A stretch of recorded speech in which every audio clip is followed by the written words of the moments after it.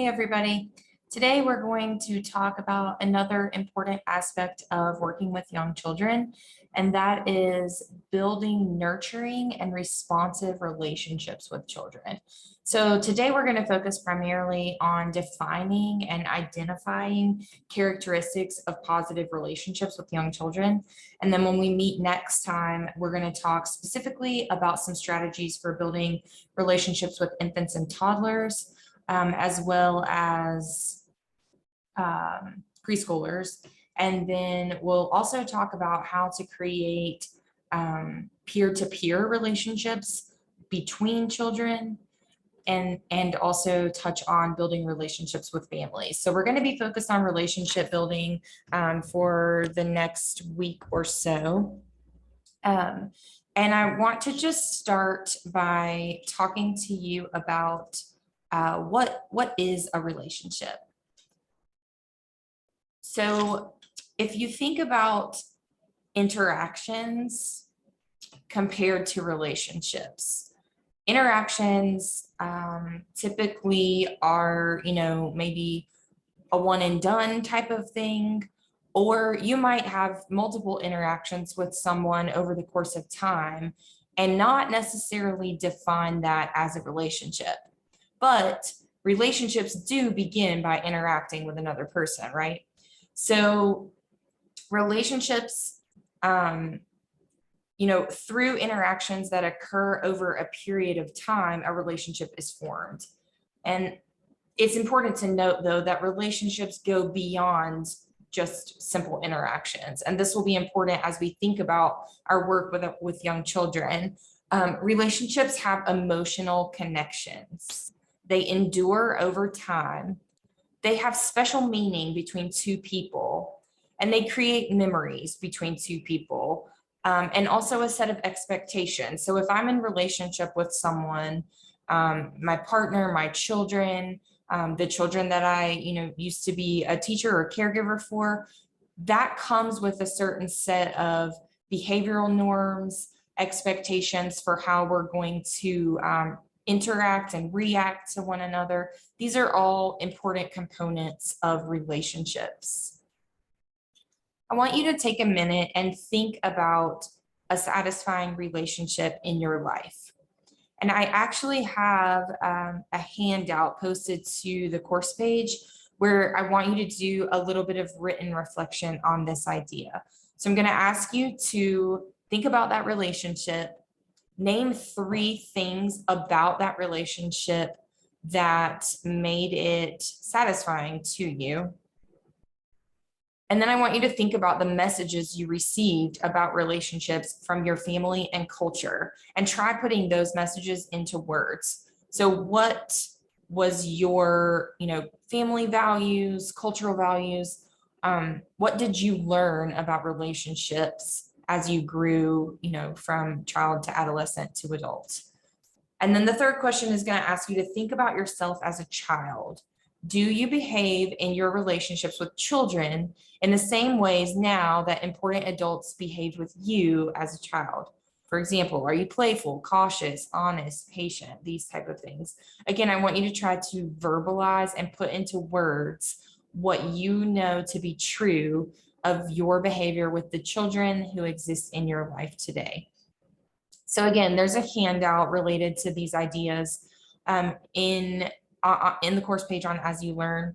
I would like if you could either print that and handwrite it, or if you just want to type your answers into a different document. And then there's a link where you can submit those to the course page just to show your thinking on these ideas. Let's think about building relationships. Why are relationships important? It's because the relationships that we build with children, families, and our colleagues are at the foundation of all the work that we do with young children. We know about the importance of relationships in terms of children's development and their success in schools. It's important to build these relationships with all children as a context for supporting their social, emotional development and preventing challenging behavior. And we know now from the research that social and emotional outcomes are more strongly related to cognitive outcomes in terms of children's school success.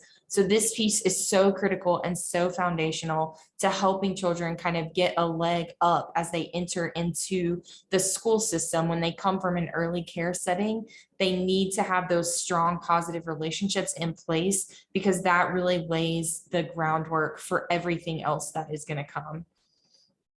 Also, I mentioned challenging behaviors, and it's going to be easier to address challenging behaviors with a child if we are in relationship with them. Children tend to want to please and want to, do the right thing for adults and other children that they care about. And so when you have a dynamic in the classroom where, children feel like they have a strong relationship with their caregiver and with their classmates, it really goes a long ways towards helping with that sort of behavior management piece of the work that we do with children also. Other components of building relationships that are important is that relationships help children to feel accepted in the group. They help children in learning to communicate and get along with others. And they also encourage feelings of empathy and mutual respect. So that's kind of what I was just talking about with that classroom culture of relationship. It's a respect for the teachers, a respect for the other children, a respect for our classroom community that helps to prevent challenging behaviors in the classroom. And children in supportive environments where they feel this acceptance, this respect for one another, this is really where children can learn what is appropriate and acceptable in terms of behaviors, both as an individual and also as a part of a larger group. So there are 4 key elements of connection that I'm going to talk about for just a few minutes. And these are coming from Dr. Becky Bailey and her work with the conscious discipline curriculum. I'm not sure if you guys are familiar with that or not. But if you ever go to a conscious discipline based training, and we're going to use elements of conscious discipline throughout our course because I believe in it. I've seen it work in my own programs and in my own life experience.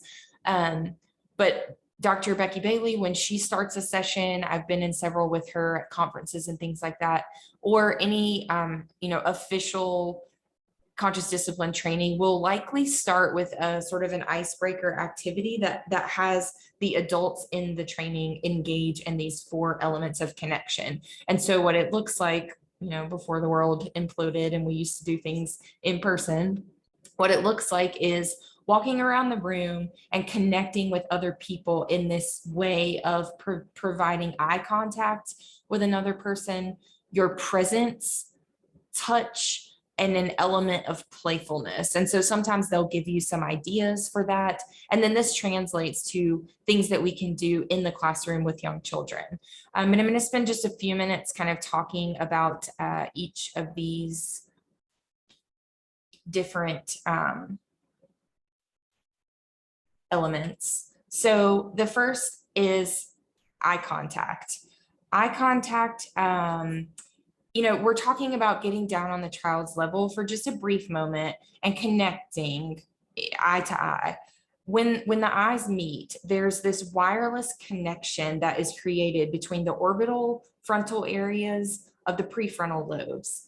And from this connection, we download inner states into one another. The eyes actually contain nerve projections that lead directly to key brain structures for empathy and matching emotions. And so as soon as you have eye contact, you can do what Dr. Becky Bailey calls downloading calm. And you can look at a child and really communicate this without saying anything at all. There you are, you're safe. Breathe with me, and you can say that out loud. You can handle this. That action of looking the child in the eye and even just, not saying anything and just taking a deep breath, oftentimes children will connect with that eye contact and they will copy that behavior even without you asking them to. But you can also use that as a moment to say, you know, you're upset, but you're safe. Let's calm together and take a breath. And that really can be super beneficial, not just to children, but also to the adult, because a big piece of this work in conscious discipline is that we as adults keeping our composure is what helps children maintain their own composure. So the second idea of presence. Presence is when you are in the moment and your mind and your body are in the same place. So your mind is free of chatter. You are still enough to be with the child that you're with. And presence is also about acceptance as we join together with a child in the moment. The present moment is where joy is. And so we have to work to be mindful and to be present with children. I know a lot of times, you know, especially in a classroom type setting, there are so many things going on. There are so many noises. There are so many distractions. And this can be something that's really challenging. But if you can achieve it with a child in a moment, it pays off in dividends in terms of building that rapport and that relationship with the child. So the third element is touch. Touch is the sense that we cannot live without. As humans, we have to have touch in order to survive and definitely to thrive. Our skin and our brain are made up of the same embryonic tissue. And so our skin is kind of like the outside layer of our brain. Touch actually creates a hormone that is essential to neural functioning and to learning. And so if we want smart and happy children, then we have to provide appropriate and caring touch. And the fourth element is playfulness. Playfulness helps to build bonds and to create this biochemistry in the brain that produces dopamine. Dopamine says, pay attention and stay focused. That's what it tells the brain. So playful situations actually strengthen the dopamine system, and they therefore increase the attention span and boost social development in a young child. So again, these four elements of connection are really, really important to establishing relationships with young children and then to maintaining those relationships. And when I said, you know, these pay off in dividends, that kind of leads me into this next idea that building positive relationships occurs when we as the adults make deposits into the young child. So this comes from the work of a woman named Carolyn Webster Stratton. She did some thinking around these ideas back in like 1999, 2000. But she basically uses the metaphor of a piggy bank to illustrate the idea of making deposits into children's emotional banks as a way of building positive relationships. So her research supports the importance of providing a high ratio of positive and encouraging statements to those statements that might be perceived as corrective or negative. She suggests that the ratio should be 5-to-1. So 5 positive statements for every 1 negative statement or interaction. And basically what this means is that we're going to be giving the most attention to a child who is engaged in appropriate behaviors. And when we're more mindful to, you know, reward through our interactions these positive behaviors, and to increase the number of positive statements, emotional warmth, and that type of thing, it really shifts the classroom climate to being more positive overall. And so again, that's a way, kind of an indirect way of providing positive guidance so that we're not having to call on specific behaviors in a negative way as often, because we're focusing our attention on the positive and creating this more positive climate of the classroom in general. Some sort of practical strategies listed here for promoting positive adult-child interactions. And again, these are going to help with that relationship building piece. So we want to acknowledge the child's communication, whether it's verbal or nonverbal. A toddler crying, they're not just trying to be annoying or make noise. And I'm of the belief that there is no such thing as fake crying. So even crying that appears to be fake, there's no tears and it's just that kind of whining, that's not fake crying. That's a child communicating something. They either need some attention, they need some support in, navigating a peer-to-peer interaction. They are telling you something, even when they're not talking. And oftentimes we need to be aware of body language, nonverbal cues like pointing to things, gestures. Again, when children have limited language because of their age or their development, it's our job to recognize what are they trying to tell me through their actions. So acknowledging that communication is a key component of relationship building. We also want to greet children by their names. This simple good morning type of interaction where we're welcoming children individually into the space. It just creates a climate that makes the child feel like they belong. We want to engage in one-to-one interactions at the child's eye level. So this goes back to that piece that we were just talking about with the 4 components: eye contact, being present with the child, maybe touching the child on the shoulder just to let them know, like, I'm here with you, despite all the other things that are going on. And then anytime you can bring playfulness into the interaction, again, it activates that dopamine in the child's brain, but it also just makes it fun, right?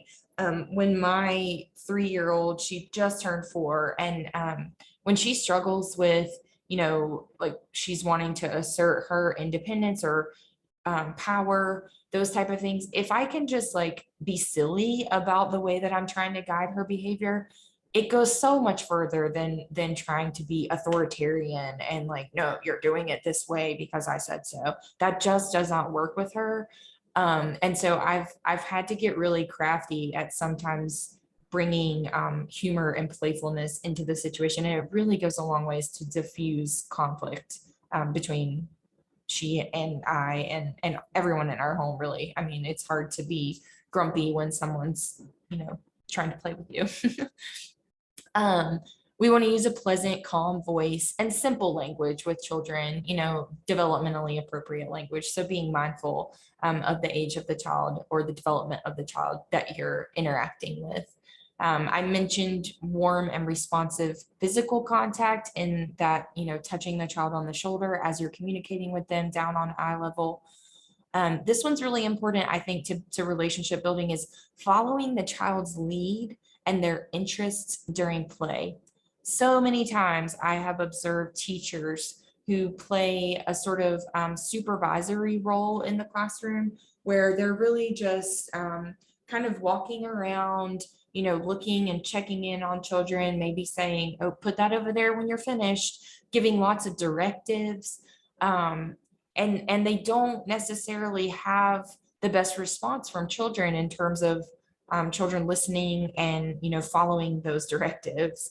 And so one of the first things that I would say to that teacher is, when's the last time that you sat down on the floor and just played with them? Just let them lead the play and you were just a partner in it, because that is how children build that relationship with you, where then when you do come over and say, put that on the shelf when you're finished, they want to listen to you because they were just engaged in a fun, partnership with you through play. I think that's like such an important piece that sometimes, unfortunately, in the dynamics of the classroom, it can get lost. And so, following the child's lead and interest during play is so important to this idea that we're talking about.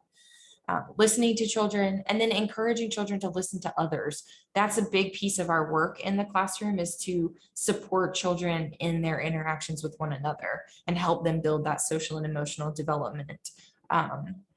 And finally, acknowledging children's accomplishments and efforts. I think things like, recognizing when a child has worked really hard on a piece of artwork or a structure that they've built in the block center, those little comments, just like, oh my goodness, look what you created, you must be so proud of that. That goes a long ways towards, building children up and establishing that relationship, framing pieces that children have created and putting them on the wall, portfolios where we save important artifacts that represent children's work and children's learning. All of those things are really important ways that we connect with the children that we work with in the classroom. And so it all adds up. We make these deposits and, as I said, we want to have a 5-to-1 ratio of deposits to withdrawals. And so deposits, this list over here is a lot of what we've just talked about: recognizing children, listening to children, playing with children, reflecting on what children were doing, sometimes modeling the behavior that you want to see. Sometimes you don't even have to guide a child's behavior in any other way than to just come over and show them what you expect them to be doing. And sometimes they will mirror that and just, that will shift their behavior. But we want to see more in the way of deposits than we see this list on the right-hand side that includes what we would call withdrawals. And so these are your no's, stops, don'ts, giving demands or directions to children, sometimes in a loud and intimidating voice. I think, you hear the phrase teacher voice. And I think sometimes, people think that this kind of dominating tone is what children respond to, when in fact, sometimes, if you have the right relationship with a child, you can guide their behavior, as I said, without saying anything at all. And so, again, I think it all really comes back to how do the children in your care relate to you and how do you relate to them? So what are the benefits of having these type of relationships? I've talked about how these benefits, these relationships benefit a child's emotional and social development, and then that in turn has impacts on their cognitive development. The idea of school readiness, it starts in the early childhood years with relationships and social and emotional development. Children who have secure relationships with other adults develop peer relationships that are positive and strong. We will talk some about attachment when we move on to the specific piece about building relationships with infants, but attachment to a primary caregiver is what allows children in new situations to feel secure enough to leave the caregiver and explore their environment, right? So without a secure attachment to the adults in their space and in their kind of general day-to-day, then children are not as able to explore and play with materials or other peers in the classroom. So that's really important, that piece of relating to adults first in order to relate to other children and develop peer relationships. Strong relationships with adults, as I've said, will reduce the frequency of problem behaviors. So we will see more positive classroom climates and more positive behaviors from each individual child if we have good relationships with our children. It's also a way to help children develop positive self-esteem. And you can clearly see how getting down on the child's level, being present with just that child, offering some simple touch, recognizing children's accomplishments, all of those things are just deposits in the bank of that child's self-esteem and building that child up. And then children who are engaged in fewer challenging behaviors, who have strong relationships in the classroom, and who generally feel good about themselves, they begin to develop this idea of self-efficacy, or this idea that I can do the things that I set out to do. And so at the end of the day, what we see is higher rates of child engagement in the classroom. Children are busy playing, creating things, doing lots of thinking, when they have these strong relationships, because those relationships are so foundational, and they really just sort of lay the groundwork for everything else that goes on in the classroom. I've included a great Yuri Bronfenbrenner quote here, and this picture really speaks to my heart, from the intergenerational component. In my program at Generations, I saw so many benefits from having aging adults in the classroom with young children, because of this relationship piece. They both are at phases in life where they really need relationships with other people. I just think that the combination of young children and aging adults can bring about some really beautiful things. But this Bronfenbrenner quote, we know Yuri Bronfenbrenner is a developmentalist, and his theory about how children are sort of situated within these larger systems, right? But he said every child needs one person who is crazy about him. And sometimes, children come from backgrounds where that might not be the case of their parents at home. And so we have the opportunity working in this field to be that person for the children that we work with, to be the one person that's crazy about them. So building positive relationships with children helps them to develop social emotional skills that they need as they enter school. I've said that. There are several national reports now. There are Eager to Learn, Neurons to Neighborhoods, A Good Beginning. There's a report called the Kaufman Report on Social and Emotional Development. All of these have discussed the importance of social and emotional development in children's school readiness. And these publications have identified a number of social and emotional skills that help children to be successful as they transition from preschool into kindergarten. These skills include confidence, the capacity to develop relationships with peers and adults, their concentration and persistence when they're involved in challenging activities, their ability to communicate effectively about their emotions, their ability to listen to instructions and to be attentive, and also their ability to solve social problems. So what do children do when they don't have these skills in place? Children often use challenging behaviors when they don't have these more appropriate behaviors or skills that would accomplish the same goal or communicate the same message.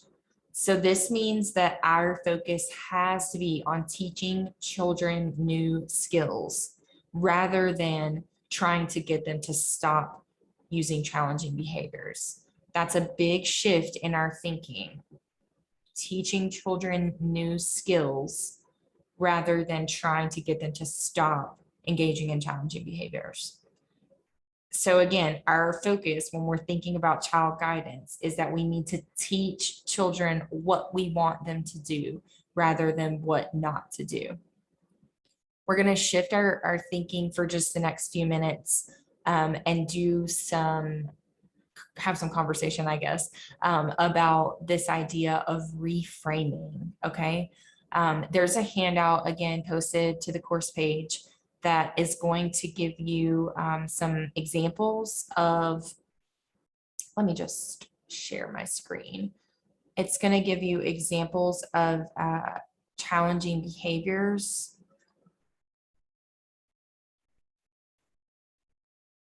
And then I'm not 100% confident that you guys can see that. I'm going to try it one more time. Okay, I think we're good. So on the left-hand side, you can see they're called problem statements. And these are basically the challenging behaviors from the caregiver's perspective. Number one, he whines from the moment he gets here until he gets on the bus to go home. So if we think about how we might reframe that into something more positive and something that evokes a response from us that wants to teach children new skills. A possible reframe statement might be something like, man, he really misses his family while he's here with us. again, you can see how that shift in thinking, he whines all day, to he must really miss his family. It evokes a different response in me just saying them out loud. Number two, she is clingy not only with her mother, but with other adults as well. She's clingy. Versus, she might be slow to warm up in new settings or in the presence of other children and adults. She's clingy, she's slow to warm. Two different ways of viewing the same behavior. So the activity that I want you guys to do, and you'll turn this in on the link that I also want you to turn in your relationship reflections handout. So just upload both files to that link on As You Learn. But I want you to finish this with you'll fill in 6 problem statements and then reframe those. And you know, the work is not to really think about the strategies that you would use to address the reframe statement. You can do that on your own time, but I just want you to get some practice with that shift in your thinking. Excuse me. So that you can, you know, develop, it's really a practice. I think our first inclination, you know, as humans sometimes is to be more negative, and we have to really practice at this piece of reframing our thinking. And this shows up for me, not just in my relationships with young children, you know, with my husband, with my parents. I have to give people the benefit of the doubt, and sometimes that doesn't always come naturally. So like I said, you know, it takes work and an active investment in, you know, this type of thinking. So if you'll work through this handout and then again put it on the course page, just to help you, you know, kind of think through this concept that we're talking about here. And then before I leave you, I just want to take a few minutes to share. I've got a couple of video clips here where there are some caregivers talking about this idea of reframing their thinking. So the first clip you're going to see is them sharing about these challenging behaviors that they noticed in their classrooms. And then the second video clip is their sort of new thinking about these behaviors. If I can get it all going. Well, I don't know what just happened. Okay.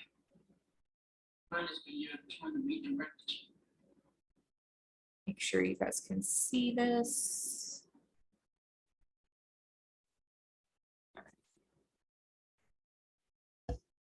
Trying to redirect the child, and they put their hands over the ears like they don't want to hear. That really bores me. It's like one child doesn't want to listen at all and doesn't want to participate in the class. And he's just, you're saying something and he's like ignoring completely. It's like, I can't do anything. When you get down to their level and when you're trying to redirect, like you said, and they won't look at you, and you're trying to get them to, you know, get eye contact with you so they can listen, and they're all over the place and, you know, maybe humming or singing or just completely do not want to listen to you, and, you know, they're off. I had an overwhelming challenge last year with a student that when he got upset, things that he didn't want, he would do outrageous things like throw chairs and have a fit, screaming harder, kick, hit the teacher. And I had to back away because I never dealt with anything like that before. So I had to redirect myself.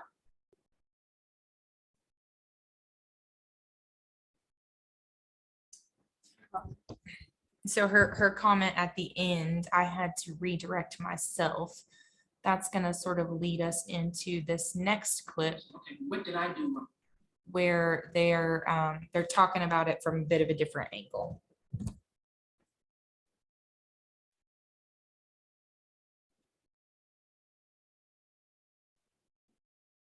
what did I do wrong?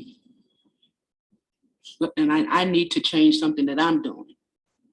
So take a deep breath, count to 10. Okay, Kim, get yourself together, calm down, and then try to approach that child. In the beginning, when I came first, I thought I love children, and I thought I can change everything, but it's not that so easy. So when I start to have this experience with a child was hitting everybody, teachers, and so hard, and I was wanted to scream, I wanted to yell, I wanted to punish everybody, but I needed to hold myself. I needed to learn how to behave with the children.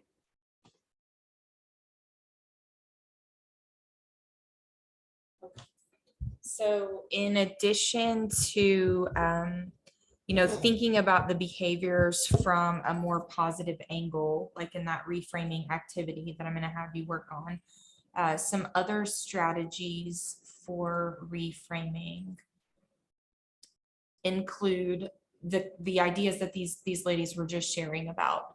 Noticing your own feelings and taking a step back to just sort of disengage the situation or diffuse the situation for a moment.